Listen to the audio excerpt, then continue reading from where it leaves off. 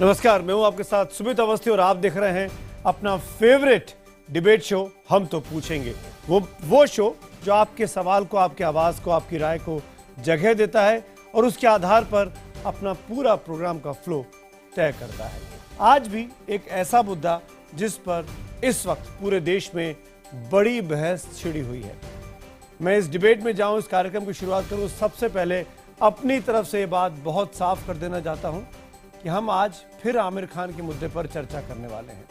मैं खुद आमिर खान कलाकार का, एक्टर का, फिल्म मेकर का बड़ा फैन हूं, लेकिन आमिर खान ने जो बातें की हैं बीते कुछ दिनों में, उस पे उनसे सवाल पूछने का हक न सिर्फ मेरा है बल्कि देश के हर व्यक्ति का है, क्योंकि आमिर खान वो शख्स है जो इस देश की छवि को बनाने के लिए ब्रांड एम्बेसडर चुने गए हैं।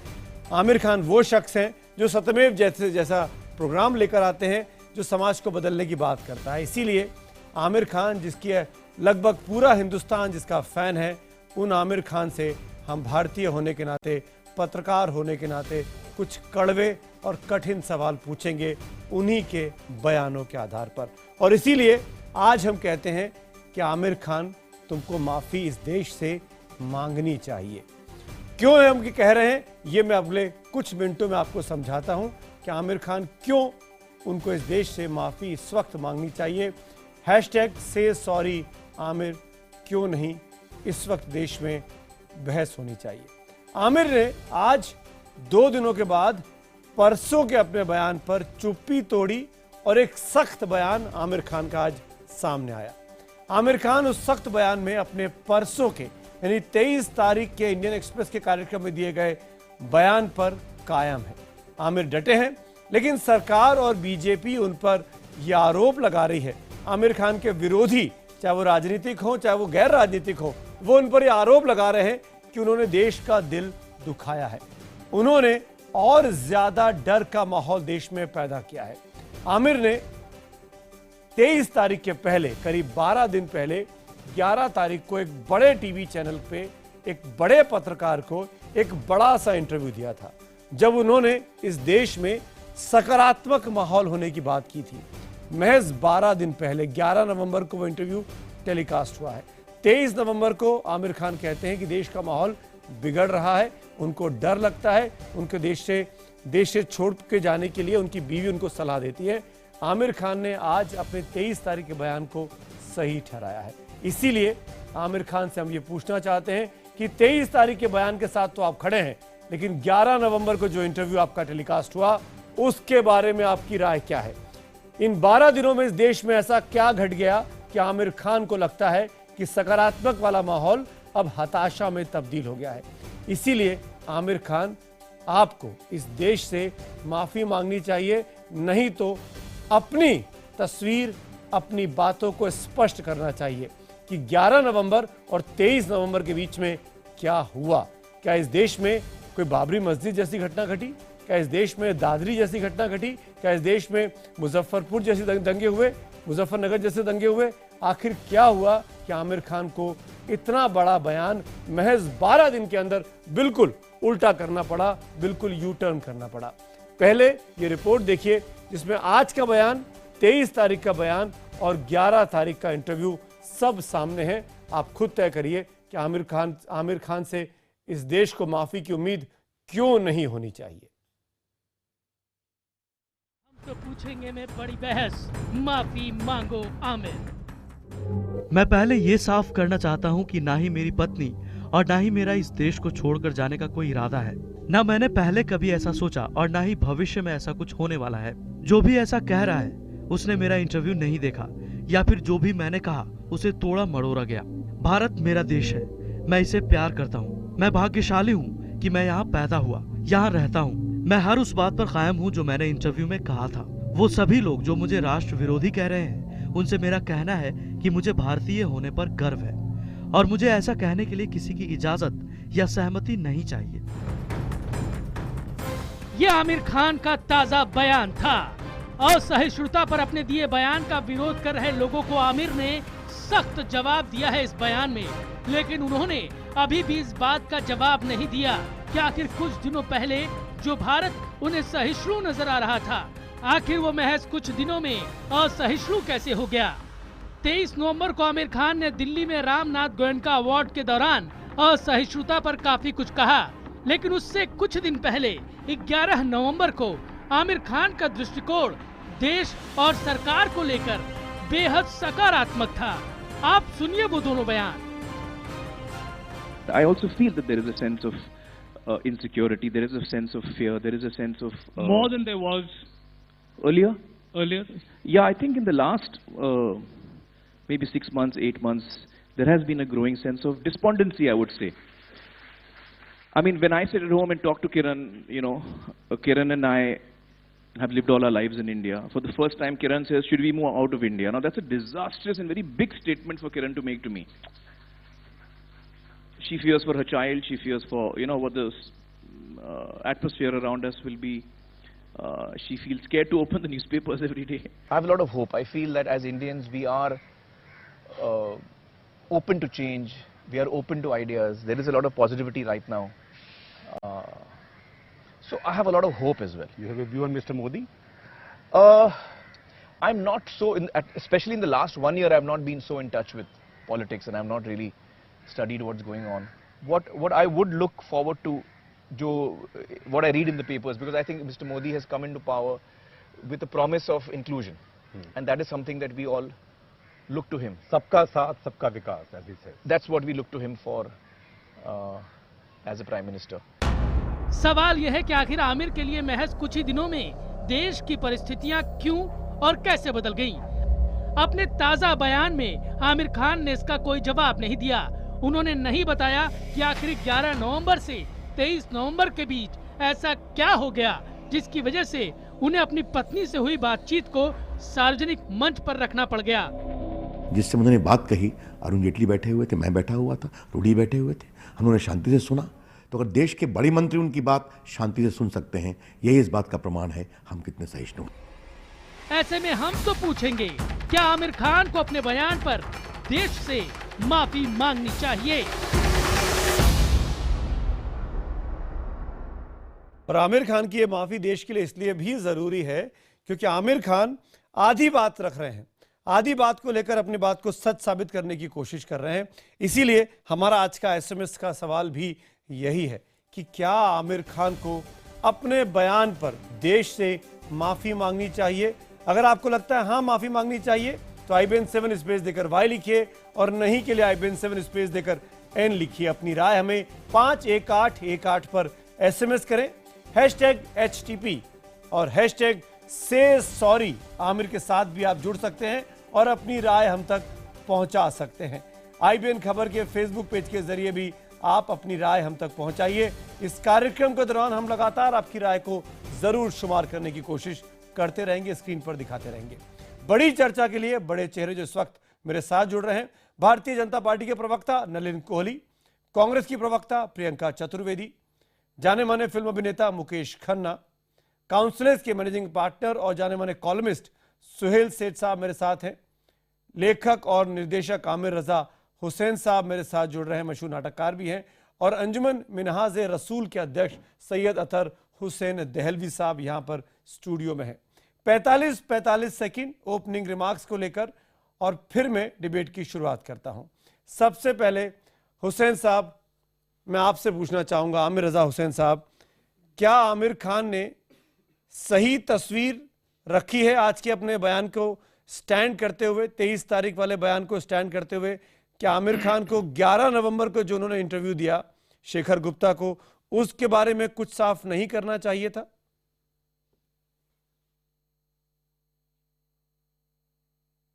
देखिए, पहले तो आपने इस डिबेट का जो ट्रेंड है वो सेट कर दिया। आपने अपनी तरफ से जो ऑल फॉल कहना था वो कह दिया। अब आप पूछ रहे हैं कि हम अपनी राय दें। आपने तो अपनी राय दे दी और बड़ी स्पष्ट साफ दे दी, और आपकी राय के मुताबिक तो आमिर खान को टांग देना चाहिए। मतलब ये क्या है, आपने एक छोटा सा हिस्सा किसी इंटरव्यू का दिखा दिया, कब रिकॉर्ड हुआ, कब उसको वो पूरा इंटरव्यू क्या था हमें नहीं मालूम, हमने नहीं देखा है। हमने हाँ ये इंडियन एक्सप्रेस का उनके कमेंट ज़रूर देखें। आपको ये देखना चाहिए ये सब के 11 को क्या बोला, आपको क्या बोला। द थिंग इज मैं आऊंगा आपके पास। 45 सेकंड हो गए, 45 सेकंड का बजर राउंड है। मैं दोबारा लौटूंगा रजा हुसैन साहब।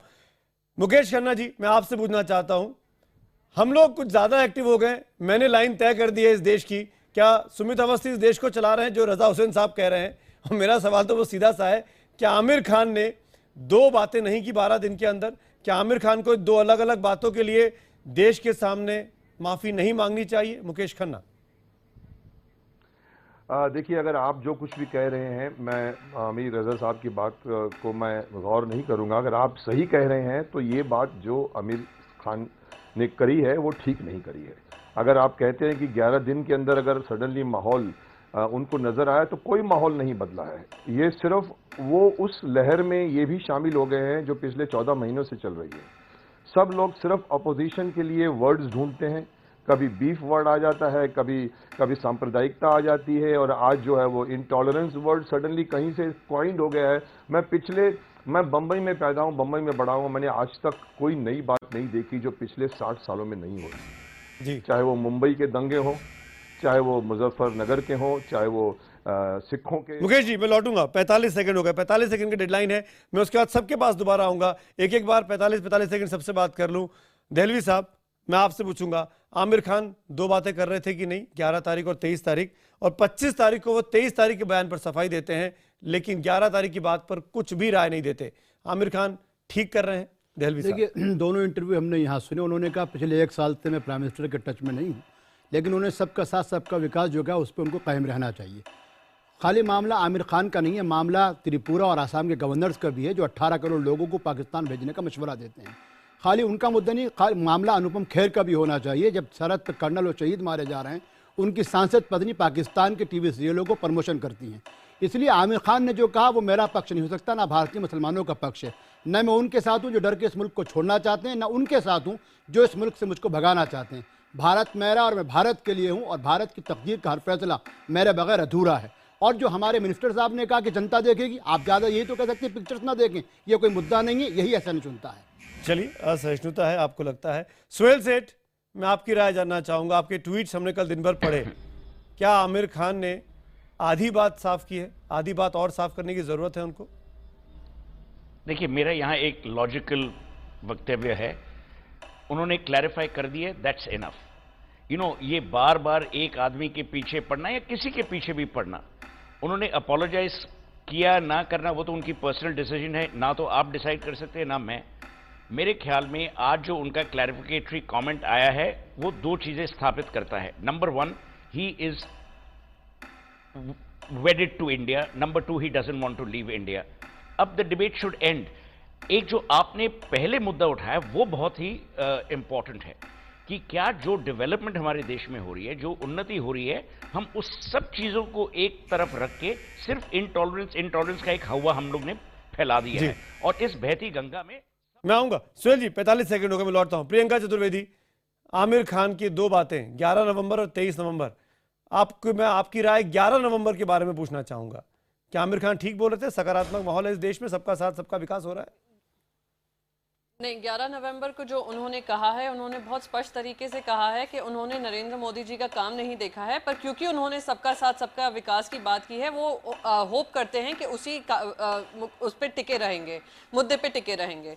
और उन्होंने सेम चीज़ वापस इंडियन एक्सप्रेस पे दोहराई। और मैं आपको एक और चीज़ बताना चाहूँ, जिनने ये इंटरव्यू लिया था 11 तारीख को, शेखर गुप्ता जी ने खुद ने अपने ट्वीट पे लिखा है कि वो आमिर खान की सराहना करते हैं कि आज उन्होंने ये मुद्दा उठाया है। आप देख चुके हैं, जब शाहरुख खान ने इस बारे में बात कही थी, उनको गद्दार, ट्रेटर, टेररिस्ट, पता नहीं क्या क्या कहा गया था, हाफिज सईद से तुलना की थी। अभी तो आमिर खान बिल्कुल अपनी बात पे टिके हैं, और उन्होंने जो 2 मुद्दे उठाए हैं, एक तो वो सर्टिफिकेट किसी का नहीं चाहते हैं, और दूसरा उन्होंने कहा है कि वो अपनी बात पे कायम रहेंगे। जी ठीक है, 45 सेकंड। नलिन कोहली, आपकी राय। प्रियंका की बात सुनी आपने। सबको अधिकार है, आमिर खान साहब क्यों, सबको ही अधिकार है कि वो अपनी बात रखना चाहे तो रखें, उनकी स्वतंत्रता और संविधान ये गारंटी उनको देती है। लेकिन उतनी स्वतंत्रता दूसरों के पास भी है उसी संविधान के तहत कि वो इसके विपरीत अपनी बात रखें। और जब चर्चा हो रही है, वाद विवाद हो रहा है, तो मुझे नहीं समझ आ रहा कि इनटॉलरेंस कैसा है। ये तो एक टॉलरेंस का अच्छा उदाहरण है एकमात्र इमरजेंसी में इंदिरा गांधी जी के समय 75 से 77 कोई कुछ कह नहीं सकता था। आज जो चाहे कोई भी कह सकता है और ये चर्चा चलेगी। दूसरी, दहलवी साहब ने एक लंबा वक्तव्य दिया, कई लोगों की तरफ इशारा किया। मुझे लगता है उस इशारा में अकरुद्दीन ओवैसी को भी रख लेते हैं तो वो भी मुसलमान का पक्ष मुझे नहीं लगता है। चलिए मैं डिबेट को ओपन करता हूं। सबसे पहले मैं रजा हुसैन साहब, आमिर रजा हुसैन साहब, मैं आपके पास आना चाहूंगा। आप लोगों को लगता है कि डिबेट करने की जरूरत नहीं है, लेकिन मुझे लगता है डिबेट करने की जरूरत इसलिए भी है। सुहेल साहब, सेठ साहब, मैं आपको भी बात कह रहा हूं कि आमिर खान इस देश के ब्रांड एम्बेसडर हैं। आमिर खान इस देश के पोस्टर्स में दुनिया भर में देखे जा रहे हैं। आमिर खान वो व्यक्ति हैं जो इस देश में टूरिस्ट को लाने की बात करते हैं, टूरिज्म बढ़ाने की बात करते हैं, करते रहे, बहुत अच्छा काम करते हैं, बहुत अच्छे एक्टर हैं। लेकिन 11 तारीख से लेकर और 23 तारीख के बीच में क्या बदल गया इस देश में कि आमिर खान को लगा कि सब कुछ बदल चुका है और इस देश से चले जाना चाहिए। और आमिर खान आज कहते हैं कि मैं अपने स्टैंड पर कायम हूं, मैं उनका करूं। और मेरे इंटरव्यू को जो पूरा इंटरव्यू नहीं देखा गया है वो डिस्टॉर्ट कर रहे हैं। मेरे पास शब्दशः एक एक चीज है, स्क्रीन पे सब चीज चलेगी लगातार, उनका मैंने कोट्स निकाले हैं। आमिर खान लगातार इस इंटरव्यू में कहते हैं 23 तारीख को इंडियन एक्सप्रेस के प्रोग्राम में, जहां पे शायद सुहेल सेठ साहब आप भी वहां मौजूद थे उस प्रोग्राम में, वो कह रहे हैं कि मुझे डर लगता है, मुझे मेरी बीवी अखबार पढ़ने में डरती है, कहीं ना कहीं देश में ऐसा माहौल है जिससे चिंता पैदा होती है। तो आमिर खान को क्या यह कहना जायज है, सुहेल सेठ? अब आपने मुद्दे की बात कही और मुझे इसलिए बुलाया गया था फ्रॉम अ मार्केटिंग पर्सपेक्टिव। जी, मैं हर वक्त ये बोलता हूं कि जो सेलिब्रिटीज को आप एंडोर्समेंट के लिए लेते हैं उनको ब्रीफ किया जाना चाहिए कि there is a sense of responsibility that they carry. आपने जो दूसरी बात कही, जो आमिर खान ने डिस्कस किया कि Bharat is no longer livable, जो भी है, that does have an impact. It has an impact on incredible India, it has the impact on tourism, it also has an impact on Snapdeal. आपने स्नैपडील की हालत देखी है, वो बेचारे ना 3 में ना 13 में उनका बैंड बज गया आज, कल भी बजा था। तो ये जो इनहेरेंट सेलिब्रिटी एंडोर्समेंट रिस्क्स हैं, ये ब्रांड्स को पहले डिसाइड करना चाहिए, क्योंकि आमिर खान एक ऐसे व्यक्ति हैं जो अपनी बात रखना चाहते हैं। वो टीवी प्रोग्राम्स करते हैं, सत्यमेव जयते, जो भी है। तो obviously he is not someone who doesn't have an opinion. These people are very dangerous, क्योंकि जब dangerous for the brand, I'm not talking about dangerous for anything else, क्योंकि brands का जो पूरा responsibility है, जो brand domain है, उस पे impact आ सकता है for no rhyme or reason। इसमें brand का कोई कसूर नहीं है। अब अगर कोई चर्चा करे तो ये कहेगा कि जैसे आपने भी अभी ठीक ही कहा कि भाई कल वो कहें कि आप आओ भारत, तो एक आदमी ये भी कह सकता है कि आप तो हमें निमंत्रण कर रहे हैं भारत आने का, पर आपने खुद कहा था कि आपकी बीवी कह रही थी कि भाई भारत हमने क्या छोड़ना चाहिए। हालांकि over time this will disappear. मैं नहीं समझता कि स्नैपडील विल सफर ग्रेटली, पर हाँ ये एक इनहेरेंट ब्रांड रिस्क है, specially when you are just a counter point आपकी की बात पे। अगर Aamir Khan as a brand ambassador, उनको हिंदुस्तान में अगर डर लग रहा है, असहिष्णु माहौल लग रहा है, तो क्या वो बोले नहीं? क्योंकि वो ब्रांड एम्बेसडर है किसी प्रोग्राम के या किसी कैंपेन के, उनको दूर हो जाना चाहिए, नहीं बोलना चाहिए अपने मन की बात? मैं समझता हूं कि नहीं बोलना चाहिए, क्योंकि मैं आपको एक बात बोलूं, मैं आपको ग्लोबल मार्केटिंग एक्सपीरियंस बता रहा हूं। जो कंपनीज ग्लोबली जब वो एक सेलिब्रिटी को हायर करती हैं, it's in 2 ways, 2 parts the contract. एक कॉन्ट्रैक्ट है इतने दिन के लिए इतना पैसा, नंबर 2 कि ये ब्रांड ये करता है, आप इन चीजों पे अपना वक्तव्य या जो भी बातचीत है नहीं करेंगे। और ये ब्रांड्स हर वक्त इन गाइडलाइंस को एडहियर करती हैं and they make it legally liable for the celebrity. अब क्या होगा मुझे तो नहीं मालूम, गवर्नमेंट ऑफ इंडिया या टूरिज्म डिपार्टमेंट पता नहीं क्या करेंगे या नहीं करेंगे, पर बात जो मार्केटिंग की है, जहां मेरी एक्सपर्टीज है कि yes there is an inherent risk that brands carry with any celebrity. भाई कल को किसी का एक्सीडेंट हो जाए, तो कल किसी ने कुछ बात कर दी, किसी को छेड़ छोड़ दिया, ये सब रिस्क तो हैं। ठीक है, नलिन कोहली मैं आपके पास आ रहा हूं। सुहेल सेठ की बात का मैं ये रेफरेंस निकाल रहा हूं कि आमिर खान को पहले कैंपेन से अलग हो जाना चाहिए था इनक्रेडिबल इंडिया के, और फिर वो ये बात कह सकते थे। सुमित जी इस बात को थोड़ा आगे बढ़ाए जो सुहेल जी कह रहे हैं। ये रिस्क है कोई भी जो पब्लिक लाइफ और पब्लिक ग्लेयर में है, चाहे वो पॉलिटिशियन हो, चाहे मीडिया वाला हो, चाहे एक्टर हो, स्पोर्ट्स स्टार हो। 2 चीजें होती हैं, एक आपकी प्राइवेसी खत्म हो जाती है, और दूसरा आपके ऊपर स्क्रूटनी और पब्लिक ग्रेयर हर समय है। तो हर शब्द जो आप कहेंगे वो माइक्रोस्कोपिकली उसका वाद विवाद दोनों होगा, और ये होना ही है। इसीलिए आप देखिए, इसको फिर जोड़ना कि जैसे सोसाइटी इंटॉलरेंट हो रही है, नहीं, क्योंकि ये दोनों तरफ से बैलेंस होता है। अगर एक क्रिकेट स्टार अच्छा नहीं परफॉर्म कर रहा है तो होता है कि किसी कोल्ड ड्रिंक कंपनी का वो एंडोर्समेंट कर रहा है, तो वहां एक सोच हो जाती है कि ऐसे हटाएं अभी, क्योंकि लोग जो है उसके साथ एक नेगेटिव व्यू से देख रहे हैं, भाई ये परफॉर्म नहीं कर रहा है। तो ये चलता है, लेकिन समाज में उतने ही लोग होंगे जो उनके पक्ष में खड़े हो जाते हैं। जब समाज के अंदर ये बातचीत चल रही है, वाद विवाद चल रहा है, तो टॉलरेंस ही तो है ना। तो मुझे लगता है इसको एक ब्रॉडर पर्सपेक्टिव से आप देखना चाहिए, हर चीज को बिल्कुल संकीर्ण नलिन, रूप क्या से आप ये इशारा कर रहे हैं कि इनक्रेडिबल इंडिया के ब्रांड को अब धक्का लगेगा? आप रूलिंग पार्टी के स्पोक्स पर्सन हैं, क्या आमिर खान को रिप्लेसमेंट की भनक आ रही है? मैं ऐसी कुछ नहीं, मैंने ऐसा बिल्कुल इशारा नहीं किया। मैंने एक जनरल पॉइंट का मार्केटिंग के पॉइंट ऑफ व्यू से, गलती से हम भी MBA कर चुके हैं तो ये पॉइंट्स डिस्कस होते हैं। मैं एक्सपर्ट तो अपने आप को नहीं कह सकता हूं, क्योंकि मेरा एरिया ऑफ वर्क नहीं है, जैसे सोहेल जी का एक स्पेसिफिक एरिया है। लेकिन हाँ, ये बड़े स्पष्ट है। अब इनक्रेडिबल हर चीज को तुरंत एक निष्कर्ष निकालना भी नहीं, इसलिए मैंने कहा उनका एक, अगर उन्होंने अपनी स्वतंत्रता से एक बात रखी तो उतनी स्वतंत्रता से दूसरे लोग भी बात रख रहे हैं। अगर स्नैपडील के ऐप डाउनग्रेड होने लगा तो वही लोग भारत में हैं जो पीके को एक सक्सेस बना रहे थे जब उस पर एक विवाद हुआ था कि भाई ये हिंदू धर्म के खिलाफ जा रहा है।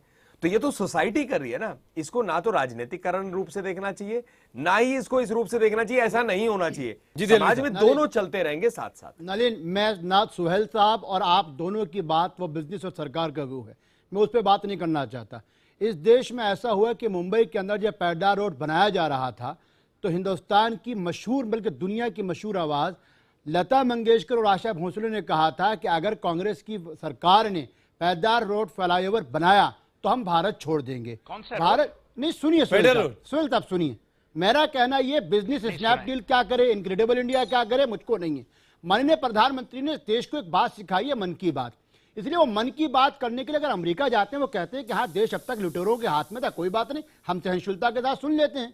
अगर वही माननीय प्रधानमंत्री लंदन में सुनते और गार्जियन का कोई आदमी उनसे सवाल करता है, हम उसको भी बर्दाश्त कर लेते हैं।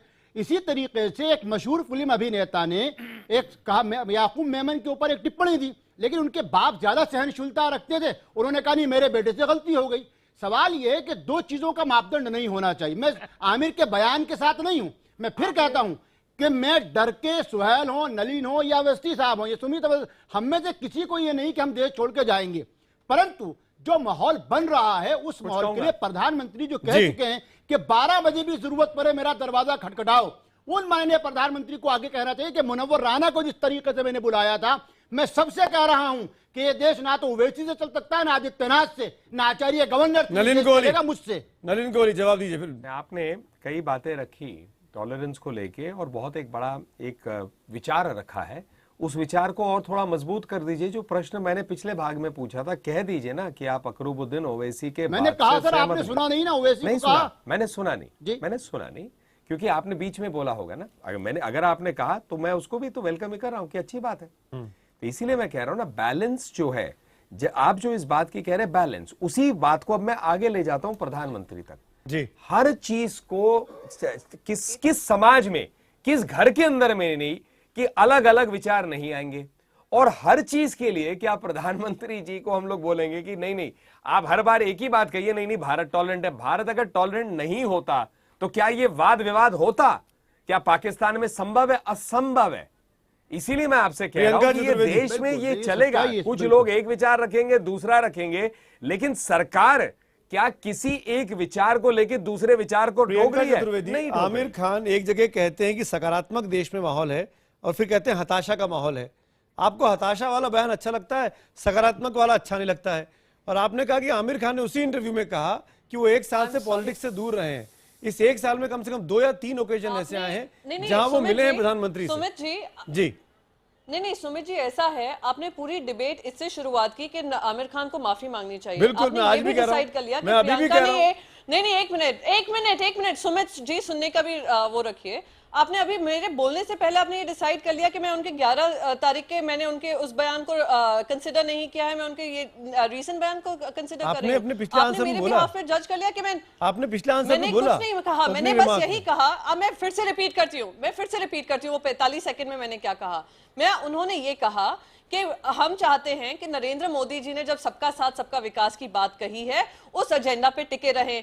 उन्होंने सेम चीज फिर से इंडियन एक्सप्रेस के उसमें बताई है कि ऐसा माहौल बन रहा है और एक इलेक्टेड रिप्रेजेंटेटिव हैं, उनको ये एजेंडा दिशा दिखाने की जरूरत है जब ऐसा माहौल बना हुआ है। अगर वो ये बात उठा रहे हैं, वो इसलिए उठा रहे हैं कि करीब 45 से ऊपर लोगों ने अपने अवार्ड वापसी की है, जिसमें से साइंटिस्ट हैं, पत्रकार हैं, राइटर्स हैं, लेखक हैं, Priyanka sorry to interrupt you, इन 12 दिनों में एक ने भी अवार्ड नहीं लौटाया और वो 6-8 महीने से देश के माहौल की बात कर रहे थे। नहीं, सुमित जी आप नहीं जानते हैं, कर्नाटक में एक लौटाया है, अभी ओडिशा में भी एक लौटाया है, शायद आप अपडेटेड नहीं है। मैं फिर से रिपीट करती हूँ मैंने क्या कहा।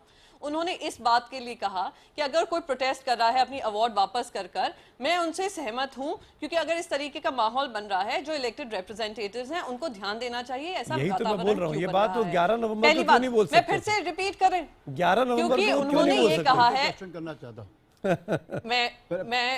मैं जवाब देना नहीं बोलने से पहले ही आप मुझसे सवाल पूछ लेते हैं, या तो मैं चुप हो जाती हूँ। सुमित जी, मैं अपना पक्ष रख सकती हूँ या फिर आप अपना पक्ष मेरे बिहाफ पे डिसाइड कर सकते हैं। भाई अवस्थी साहब जी बोलिए। एक छोटा सा बात रखना चाहूंगा। अवस्थी जी, आप बोले जा रहे हैं कि उन्होंने 11 को ये कहा और 23 को ये कहा और भाई अभी लेटेस्ट तो उन्होंने ये बयान दिया है जी, उस पे टिप्पणी दीजिए आप, उस पे हम डिस्कशन कर रहे हैं। उन्होंने 11 को क्या कहा, अक्टूबर में क्या कहा, सितंबर में क्या कहा, देखिए ना, और जुलाई में क्या कहा। आप बहुत सीनियर हैं और मुझे आपको इंटरप्ट करने का कोई शौक नहीं है, आप लेकिन इन 12 दिनों में क्या हुआ ये मैं जानने का अधिकार इस देश को नहीं है। हाँ, सिंपल सी बात। अरे भाई मुझे मेरी बात तो सुन लीजिए। आप मैं बात कर रहा हूं, आप मेरी बात सुनिए जरा जी। आप ये देखिए, why are you not looking at the seriousness of the point he has raised? जो उन्होंने जिस मुद्दे को उन्होंने उठाया है, आप उस मुद्दे को सोचिए, उसको डिस्कस करिए, उसको समझने की कोशिश करिए, बजाय ये कि 11 को क्या कहा, 23 को क्या कहा। मुद्दा क्या उठाया? मुद्दा ये उठाया है कि आजकल आज के हालात में हमारे देश में एक इनसिक्योरिटी का माहौल फैला हुआ है। आपको ये डिबेट करना चाहिए कि भाई ये इनसिक्योरिटी है कि नहीं है, और अगर है तो क्यों है, और अगर इसको हटाने का क्या तरीका हो सकता है। आपको ये डिबेट करनी चाहिए। आप ये डिबेट सुझाव देने के लिए शुक्रिया रजा साहब, क्या कहा, थैंक यू सो मच। ये डिबेट इस देश में और इस चैनल पे कई दिनों से चल रहा है। मैं आपको अचानक ये मैंने टॉपिक नहीं छेड़ा है, ये टॉपिक बता के आपको इस पैनल पे बुलाया गया है। कुछ मैं इसलिए कह रहा हूँ, रजा साहब, आमिर खान साहब कोई छोटी मोटी हस्ती नहीं है। टॉपिक ये लेना चाहिए। अरे आप कैसे डिसाइड करेंगे मुझे टॉपिक क्या लेना चाहिए? You can counter me, you can counter me, but you can't decide कि मुझे क्या करना चाहिए, क्या नहीं करना चाहिए।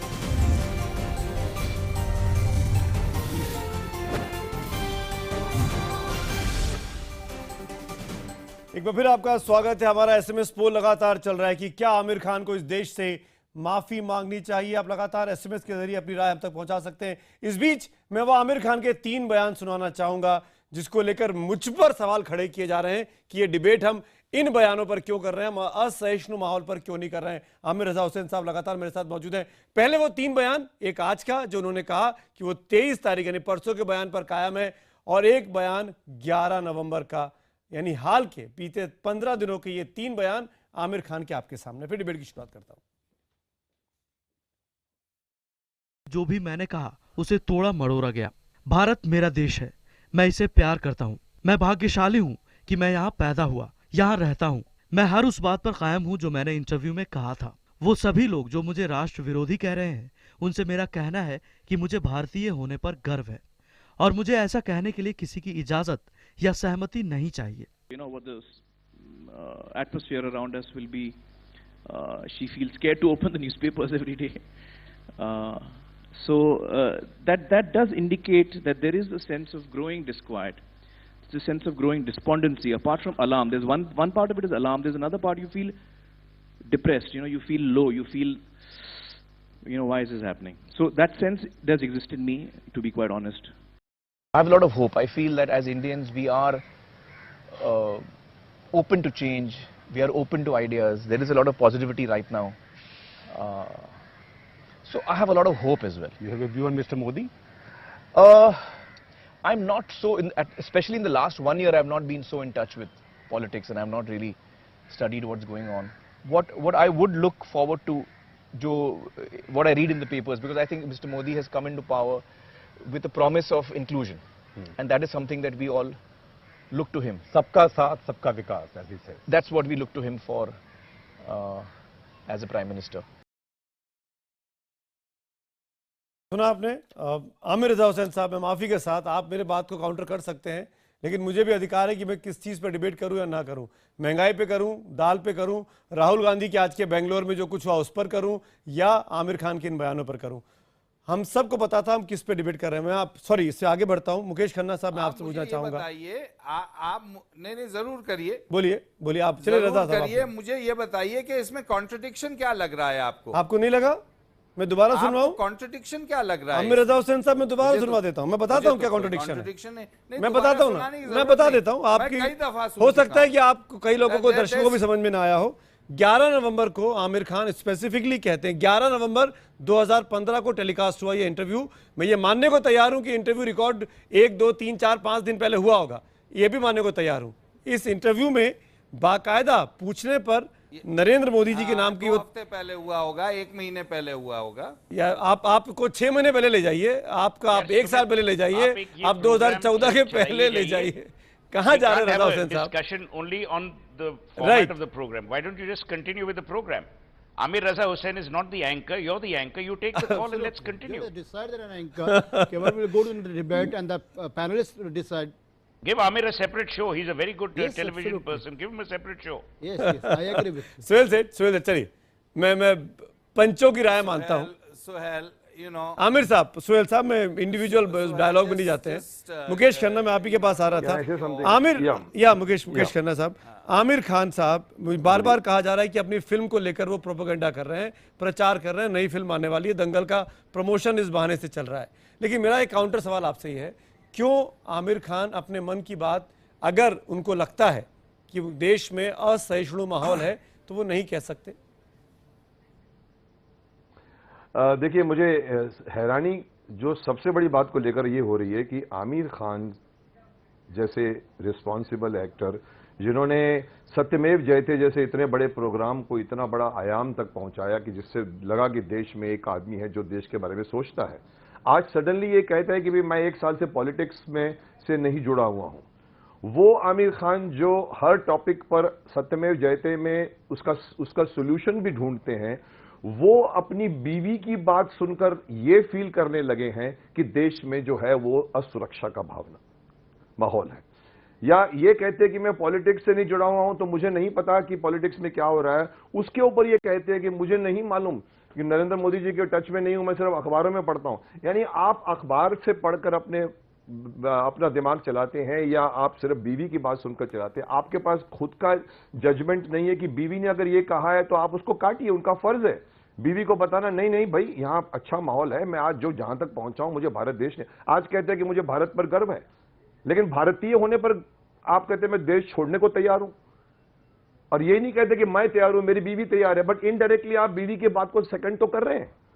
नहीं, पर आज वो कहते हैं अपने आज के बयान में, मुकेश खन्ना जी वो कहते हैं बड़ा कैटेगोरिकल, ना तो मैं और ना ही मेरी बीवी इस देश को छोड़ के कहीं जा रहे हैं, हम इस देश से प्यार करते हैं। पर आपने एक स्टेटमेंट तो दे दिया, आपने एक बॉल तो फेंक दी। आप ये कहते हैं कि 11 तारीख की बात मत करो, मैं कहूंगा क्यों नहीं करो?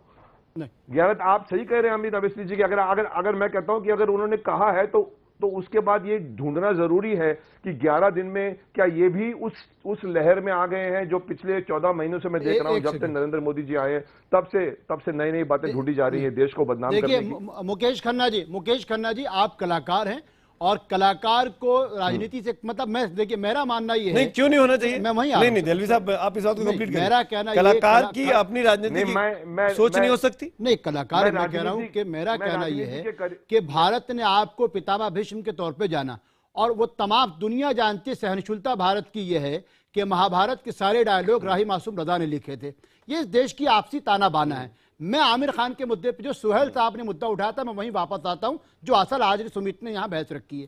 सवाल ये है कि अगर मेरे मन की ये बात है, मुझको लगता है कि कहीं ना कहीं कुछ ऐसा हो रहा है, तो मुझको दो चीजों का लिहाज रखना पड़ेगा कि मैं पब्लिकली अगर कोई बात कह रहा हूं और वो चीज मेरे कहने से नेशनल इंटरेस्ट को नुकसान पहुंच रहा है, तो मैं उससे बचूंगा। आमिर खान को माफी मांगनी चाहिए, इसीलिए मैंने पूछा। मेरा कहना नेशनल इंटरेस्ट की है कि नहीं है। जब आप मुझको ये नहीं मालूम कि साहब आप स्नैप इंडिया से जुड़ो ना जुड़ो, वो आपका कारोबारी मसला। आमिर खान को देश से माफी मांगनी चाहिए कि नहीं देलवी साहब? मेरा कहना ये हाँ या ना? नहीं, सुनिए, हाँ या ना? आप जब इनक्रेडिबल इंडिया से जुड़े हुए थे तो कहीं ना कहीं आपको ये लिहाज रखना चाहिए था। नहीं, उसकी बात पे जा ही नहीं रहा हूं। माफी इनक्रेडिबल इंडिया से जुड़े हुए ना जुड़े, आमिर खान को देश से, आमिर खान को अपने 2 बयानों के लिए 12 दिनों के अंतर में जो दिए गए, मैं कहता हूं क्या मिसलीड नहीं कर रहे हैं? क्या उनको माफी नहीं मांगनी चाहिए? मेरा कहना है जितने भी लोग हैं, क्या आचार्यवर हो, गवर्नर हो, जितने भी लोग हैं, सबको माफी मांगनी चाहिए।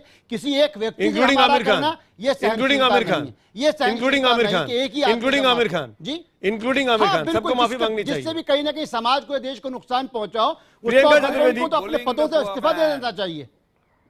मुकेश जी, आप कुछ बोल रहे थे, सॉरी। मैं कह रहा हूं कि ये मुझसे कह रहे हैं कि आप आर्टिस्ट हैं और महाभारत के भीष्म पितामह बने हैं। आप उनको मैं बताना चाहता हूं कि मैंने हस्तिनापुर की राजनीति भी करीब से देखी है और आज की राजनीति भी करीब से देख रहा हूं। मैं देश का नागरिक हूं। पहले मैं सिर्फ एक्टिंग करके, सिर्फ एक्टिंग नहीं, मैंने हजारों फंक्शन अटेंड किए हैं, वो पता है। चलिए मैं आगे बढ़ता हूं। सुहेल सेठ, क्या आमिर खान को, सुहेल सेठ साहब, बड़े कैटेगोरिकल स्पेसिफिकली पूछ रहा हूं, जो 2 बयान सामने आए, क्या ये आमिर खान की स्टेचर के साथ जाते हैं? क्या आमिर खान को माफी नहीं मांगनी चाहिए? नहीं, वो आमिर खान की डिसीजन है, आपकी और मेरी नहीं। उनको अपने फैंस को अकाउंटेबल होना होगा। उनको अपने जो उनके ब्रांड्स हैं जो वो एंडोर्स करते हैं, वो डिसीजन उनकी है। हम टीवी स्टूडियो में बैठ के ये नहीं कह सकते भाई तुम अभी माफी करो, तुम ये माफी मांगो, तुम वो माफी मांगो। देखिए, एक तो उनको आइडिया हो गया कि there was a lot of outreach, कि लोग भी बहुत ही नाराज थे, कोई दुखी थे, बहुत लोगों ने सोचा उनके साथ धोखा हुआ है, वो उनकी प्रॉब्लम है। मैं सिर्फ ब्रांड्स और मार्केटिंग के मुद्दे पे बोल रहा हूं कि अगर वो एक ब्रांड एंडोर्सर थे और हैं, तो उनको और रिस्पॉन्सिबल होना चाहिए था और होना चाहिए, और सिर्फ उन्हें नहीं, any celebrity endorser. Mukesh Khanna मांगेंगे, किसकी बात सुनेंगे, किसकी बात नहीं सुनेंगे, दैट इज हिज प्रॉब्लम। जी मुकेश, प्रियंका, मैं सुहेल जी को कहना चाहूंगा, ब्रांड से ऊपर देश है। आप ब्रांड एम्बेसडर हैं, कमर्शियल रीजन की वजह से हैं। आप उनसे अगर गद्दारी कर रहे हैं, कुछ छोटी सी बात है, अगर आप देश से गद्दारी करें, आप ब्रांड में, आप मार्केटिंग पॉइंट पे जा रहे हो, he is responsible to the whole nation. बिल्कुल, आप इस बात को मानेंगे, देश पहले कि ब्रांड पहले? 1 मिनट, प्रियंका, देश पहले, ब्रांड पहले नहीं आता। Let me respond to this Bhishma Pitamah. Before Suhel Seth ji ने कुछ कमेंट किया है, उसके जवाब में मुकेश खन्ना ने उनको देश का गद्दार बता दिया आमिर खान को। मैं गद्दार नहीं बता रहा हूँ, मैं देश का गद्दार नहीं बता रहा हूँ। नहीं, आप शाहरुख खान कुछ कहते हैं, आप उनको गद्दार बोल देते हैं, आप ट्रेटर, टेररिस्ट, हफीज सईद से कंपेयर करने लगते हैं। जब 40 लोग अवार्ड वापस करते हैं, अमित शाह एक पुस्तक का विमोचन कर देते हैं, जिससे सारे एक्टर्स, राइटर्स, फिल्म मेकर्स का आप कर देते हैं। तो यही तो प्रॉब्लम है, यही तो प्रॉब्लम है। नलिन जी, मैं आ रहा हूँ, एक minute. I'll tell you, Sumit. Yes, मैं देश के बारे में नहीं कह रहा हूँ, मैं ब्रांड के बारे में कह रहा हूँ। एक मिनट, उन्होंने कहा देश से गद्दारी कर रहे हैं। एक मिनट, मेरी बात सुनिए। मैंने नहीं कहा देश से गद्दारी कर रहे हैं, मैंने कहा अगर आप रिस्पॉन्सिबल देश की तरफ हैं। यार ये कौन है ये? सुहेल सेठ बोलिए। मैं 1 मिनट आपसे बात कर रहा हूं। मैं यहां एक इंटेलिजेंट लॉजिकल पॉइंट प्लेस कर रहा था। वो गद्दार हैं नहीं है, that is between Mukesh Khanna, whatever his name is, and him. I have commented on the issue. I never said. No, whatever you said, yeah, I have not even heard. There's so much of noise I couldn't hear you. मैंने सिर्फ कहा कि professionally he's breaking the rules. Why does this man interfere, यार? पर उससे बड़ा सुहेल साहब, आपने मुकेश खन्ना पे कमेंट किया, मुकेश खन्ना अपना पॉइंट ऑफ व्यू रख रहे हैं, आप दोनों आपस में बात कर रहे हैं। मैंने मुकेश खन्ना पे कोई कमेंट नहीं किया। एक मिनट, आप मुझे कोट कर रहे हैं, आप मुझे कोट कर रहे हैं। मैंने नहीं कहा वो देश के गद्दारी हैं, मैंने ये नहीं कहा। या ओके कैरी ऑन। आपने जो भी कहा मुझे तो सुनाई नहीं दिया, क्योंकि आप मेरी बात को हर वक्त इंटरप्ट करते हैं। प्लीज मेरे को 45 सेकंड्स के लिए बोलने दीजिए, उसके बाद आपको जो कहना आप कहिए। बोलिए बोलिए। मैं यहां आया हूं किसी की टिप्पणी करने के लिए नहीं, जो मुद्दा है उस मुद्दे पे चर्चा करने के लिए। मुद्दा Sumit Awasthi, who is the anchor of the programme, no one else, has raised 2 issues. One, should Aamir Khan apologise. Number 2, जो आपने मेरे से मुद्दा रेज किया है कि इस पे ब्रांड का कोई इंपैक्ट होगा, उन दोनों पे मैंने जवाब दे दिया है। Apology is not between you and me. वो अगर आमिर खान की का कॉन्शियंस या his feelings make him apologise, let him apologise. जहां ब्रांड का मुद्दा है उस पे मैं, यार एक मिनट यार, again they interrupt. Are there is there no civility in a television debate anymore? I mean, you must allow people to finish their thoughts. I mean, this is despicably rude. बोलिए एक minute यार सुमित, सुहेल बोलिए। So, मैं and करूंगा कि जहां तक मेरा ख्याल है from a marketing point of view, और मैं ये नहीं कह रहा कि देश ऊपर है देश नीचे, ये सब बातें आप टेलीविजन स्लोगन्स में करिए। मैं सिर्फ ये कहना चाहता हूं कि यस, अगर वो इनक्रेडिबल इंडिया के एंडोसर हैं तो उन्हें ये थिंक करना चाहिए था, and perhaps he may want to dissociate from that endorsement. एक चीज और सुहेल से, आपको जो बोलना है, सुहेल से एक काउंटर क्वेश्चन आप ही से, अगर वो माफी मांगते हैं तो क्या उनकी छवि और इंप्रूव नहीं करेगी मार्केटिंग पॉइंट ऑफ व्यू से? क्या आपने अपनी गलती की माफी मांगी? देखिए, हमारे देश में अगर आप कुछ भी नहीं करें और माफी मांग ले तो लोग बहुत खुश होते हैं, तो शायद लोग खुश होंगे। क्या होगा क्या नहीं, मैं तो नॉस्ट्राडामस नहीं हूं, मैं फ्यूचर तो देख नहीं सकता, और ना ही मैंने इतने रोल्स किए हैं दुनिया में कि मैंने सारी जगत देखा है। तो मैं लिमिटेड पॉइंट पे let me take this forward. Nalin Kohli, Bharatiya Janata party जिसके 5 मंत्री उस कार्यक्रम में मौजूद थे जहां पे आमिर खान ने ये बयान दिया 23 तारीख को, खुद अरुण जेटली साहब का बयान आया उसके बाद सफाई देते हुए आमिर खान के बयान को। उन्होंने कहा कि ठीक है, उन्होंने अपनी राय रखी, लेकिन मेरा सवाल आपसे बहुत सीधा सा है। देश में एक तरीके से आउटरेज है, तमाम सोशल मीडिया पर, तमाम SMS पोस्ट में, जगह जगह आप देख सकते हैं, अलग अलग नेटवर्क पे आप देख सकते हैं। आमिर खान से लोग बाग चाहते हैं कि उनको सफाई देनी चाहिए।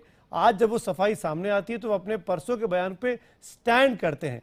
इनफैक्ट वो जो लोग उनके बयान को दिखा रहे हैं उन पर सवाल खड़े करते हैं कि उसको डिस्टॉर्ट किया जा रहा है। मेरा सवाल बहुत सीधा सा है, क्या आमिर खान सही तस्वीर पेश कर रहे हैं? क्या आमिर खान को माफी नहीं मांगनी चाहिए? सुमित जी, जो अभी तक सुहेल जी ने कहा मुझे लगता है वो करेक्ट है कि आप नहीं कह सकते कि आपको माफी मांगनी पड़ेगी, डिमांड नहीं किया जा सकता। आप माफी हो, खेद हो, स्पष्टीकरण हो, ये एक इंडिविजुअल अधिकार है। मैंने कार्यक्रम के शुरू में भी कहा कि आर्टिकल 19(1) के अंतर्गत अनुच्छेद जो है उसमें बड़ा स्पष्ट है कि आप जो है, आपको स्वतंत्रता है, जो आप कहना चाहे कहें, कानून के अंदर रहना चाहिए। कुछ रीजनेबल रिस्ट्रिक्शंस हैं हमारे समाज में। अब ये तो आमिर खान साहब को खुद सोचना पड़ेगा, लेकिन इसको तुरंत जब राजनीति से जोड़ते हैं और एक व्यक्ति अपने विचार को तुरंत पूरे देश पे लागू कर देता है तो विषय थोड़ा बदल जाता है कि आप पूरे भारत को जैसे प्रेजेंट कर रहे हैं कि नहीं ये तो इंटॉलरेंट है। लोग विदेश जाते हैं तो इसमें मैं क्या I mean, how ridiculous. आपने ऑलरेडी डिसाइड कर लिया है नहीं, पर और वहां सेटल भी होते हैं। कोई पढ़ने जाते हैं, कोई बीमारी को ठीक कराने जाते हैं, कोई नौकरी के लिए जाते हैं, बिजनेस, कई लोग तो टैक्स बचाने के लिए भी जाते हैं।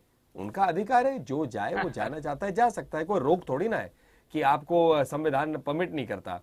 लेकिन इसको तुरंत जब आप करते हैं, क्योंकि इस समाज के अंदर में हमेशा अलग अलग, और यही तो खूबसूरती है इस समाज की कि अलग अलग भिन्न आवाज और स्वर सुनाई देंगे, और वो इसलिए सुनाई देते हैं क्योंकि ये एक टॉलरेंट सोसाइटी। इस डिबेट में देख लीजिए, लोग आपस में लड़ भी रहे, लेकिन हर व्यक्ति जानता है घर जाकर सुकून की नींद सो सकता है, कुछ नहीं बदलने वाला उस रूप से। तो आमिर खान साहब को थोड़ा इस पर अपने आप ही चिंतन करना पड़ेगा। जो लोग पब्लिक लाइफ में, मैं इसी से समाप्त कर रहा हूं, पब्लिक लाइफ में उनको और ध्यान से रहना पड़ता है।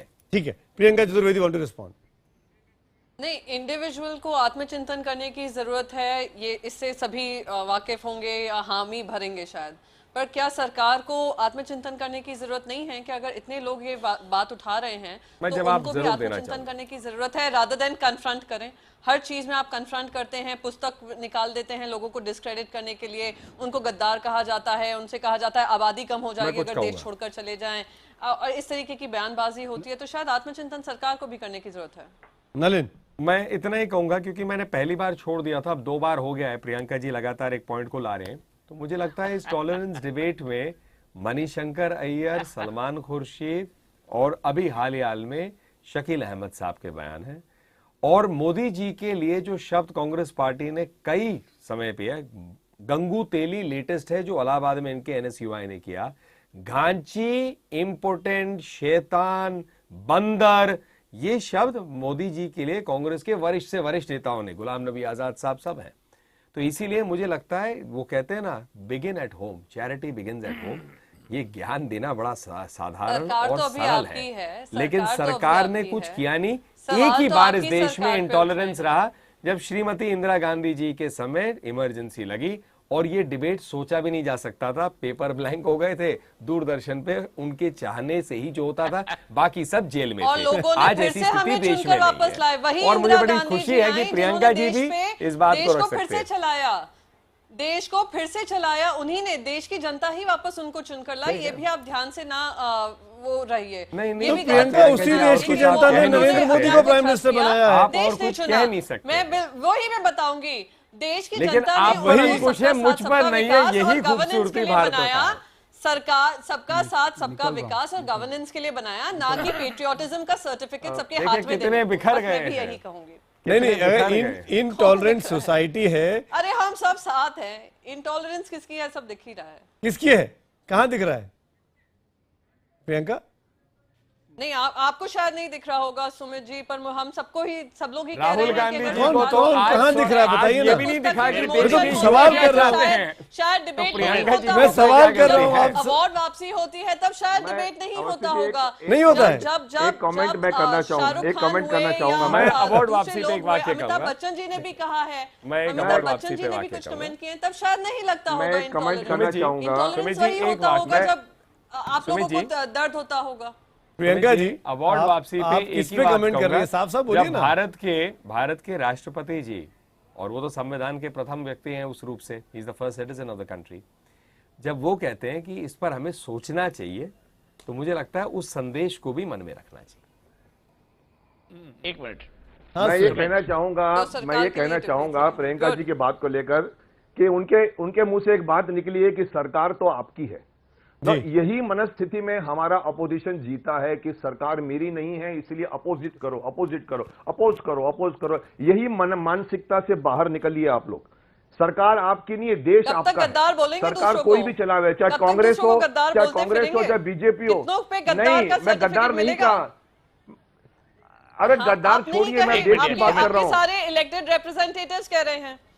अभी आपको यही दर्द है कि 31% पार्टी वाले 31% लोगों ने चुना है भारतीय जनता पार्टी को, बाकी प्रतिशत लोगों ने तो नहीं चुना। तो अगर वो कुछ बोलते हैं तो सुनने की भी क्षमता रखिए, सुनने की क्षमता रखिए। अगर नहीं है तो बोल दीजिए हम इंटॉलरेंट हैं। प्रियंका जी, आप अच्छा डिबेट करती हैं। आप फिगर्स पे क्यों जा रही हैं? कितने परसेंट ने किया? आज देश में चल रहा है, मोदी जी का सरकार चल रही है, तो अच्छी चल रही है। आप उसके ऊपर देखिए। जब आप दूसरों को गद्दार कहने में चूकते नहीं हैं, तो मैं फिगर्स में क्यों नहीं जा सकती? अरे पर मैं क्यों नहीं गद्दार? मुझे अगर आप लोगों को anti national terrorist Hafiz Saeed बता देते हैं, तो अगर हमने कह दिया, आपको प्रतिशत बता दिए, एक आईना दिखा दिया, तो क्यों तकलीफ हो गई आपको? मैंने किसी को गद्दार कहा तो आपको क्या ऑब्जेक्शन है? एक मिनट, मुझे लास्ट कमेंट, सुहेल सेठ कुछ बोलना चाह रहे हैं। सुहेल सेठ, सॉरी सुहेल सेठ। मैं इस पैनल में सबसे ज्यादा ट्रैवल बोथ डोमेस्टिक और इंटरनेशनल मैं करता हूं। मैं आपको कह सकता हूं, स्कूल के बच्चे हों या कॉलेज के बच्चे हों या इंडस्ट्रियलिस्ट्स हों या जो भी हो, ये इनटॉलरेंस कोई नहीं है। ये ज्यादा ढिंडोरा पीटा जा रहा है। जिनको लग रहा है कि भाई we are in intolerant times, मुझे तो समझ नहीं आ रही कि इनटॉलरेंस कहां पे दिख रही है। अगर जो बैन बून है, और मैं एक आपको लास्ट बात बोलूं, उल्लू and stupid people are across political parties. They make stupid statements which then get thrown back at either the prime minister or the government or even an opposition. Congress में भी काफी लोग हैं जो स्टूपिड बातें बोलते हैं, बीजेपी में भी हैं, सब में हैं। ये बातें become almost as if this it is the national image. मैं आपको सिर्फ एक ही बात कहूंगा, अगर आप 1000 बार एक झूठ को बोलते ही जाएंगे तो कहीं ना कहीं उसको लोग पकड़ लेते हैं। यही हो रहा है आज के जमाने में। तो मैं आपको as a normal tax paying citizen कह सकता हूं कि ये जो इंटॉलरेंस का हवा है अब उसे बंद करिए, पार्लियामेंट को चलने दीजिए, डेवलपमेंट को होने दीजिए। Ultimately, people want food on their table, dignity in their lives, and respect. As Amir Khan rightly said, if he quoted Tagore, Tagore ultimately said, "Where the head is held high and the mind is without fear." It is time we moved our country into that heaven of freedom. कल देखते हैं sir, कल संसद का सत्र शुरू हो रहा है, कितने टॉलरेंट है हमारी society. Thank you so much तमाम पैनलिस्ट का हमारे साथ जुड़ने के लिए। और ये देखना भी दिलचस्प होगा कि कल के संसद के शीतकालीन सत्र में दोनों पक्ष कितनी सहनशीलता एक दूसरे को दिखाते हैं। हमारा आज का सवाल था बहुत सीधा सा कि क्या आमिर खान को अपने दो अलग अलग बयानों को लेकर देश से माफी मांगनी चाहिए। हमको हजारों की संख्या में एसएमएस मिले हैं, 85% दर्शकों ने हाँ में जवाब दिया है। यानी बहुत बड़ा दर्शक वर्ग ये कह रहा है कि आमिर खान को माफी इस देश से मांगनी चाहिए। यही बात हमने ट्विटर पोल पे भी पूछी और वहां भी लगभग यही राय थी। 90% लोग कहते हैं कि आमिर खान को इस देश से माफी मांगनी चाहिए क्योंकि 12 दिनों में कुछ भी नहीं बदला। और 10% दर्शकों ने आमिर खान का साथ दिया है कि माफी मांगने की जरूरत नहीं है। और अब वक्त है IBN 7 देखो इनाम जीतो के विजेताओं के नाम आपको बताने का। कल हमने आपसे पूछा था कि किस अभिनेता के बयान के बाद देश भर में असहिष्णुता पर बवाल मचा है। सही जवाब है ए, आमिर खान। और विजेता रहे हैं करमबीर सिंह हिसार हरियाणा से, रमेश रजक अंबेडकर नगर यूपी से, संजय कुमार फरीदाबाद से। तो आप भी IBN 7 को देखिए और हर घंटे जीतिए इनाम। रोज शाम 7 से 10 के बीच IBN 7 से जुड़िए। और अब आज का सवाल, एक आसान से सवाल का जवाब आपको देना है और आकर्षक इनाम आप जीत पाएंगे। सवाल आज का है कि अभिनेता आमिर खान की पत्नी का नाम क्या है। ए, अनीता कपूर, बी, किरण राव। आप एसएमएस करके और अपने जवाब हमें एसएमएस बॉक्स में जाके IBN 7 कॉन्टेस्ट लिखिए और जो जवाब सही है ए या बी वो लिखकर हमको 51818 पर एसएमएस करें। सही विजेताओं के नाम कल शाम 7 से 10 के बीच घोषित किए जाएंगे, अनाउंस किए जाएंगे। और अब इसी नोट पर हम तो पूछेंगे को यहां पर समाप्त करते हैं।